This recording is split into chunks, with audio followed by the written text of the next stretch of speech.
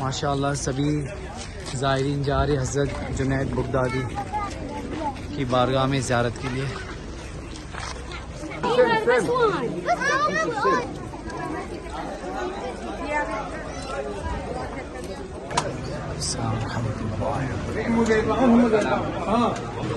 अल्हम्दुलिल्लाह हम लोग बगदाद शरीफ में हज़रत सैयदना जुनैद बगदादी अलैहि रहमतु व रिदवान की बारगाह अक़दस में हाजिर हैं और उनके मामू जान हज़रत जुनैद बगदादी के पीर मुर्शिद हज़रत सिर्री सख्ती अलैहि रहमतु व रिदवान की बारगाह अक़दस में हाजिर हैं।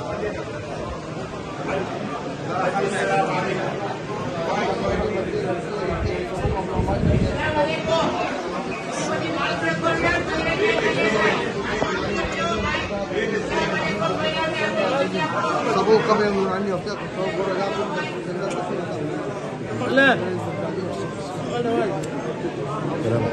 So,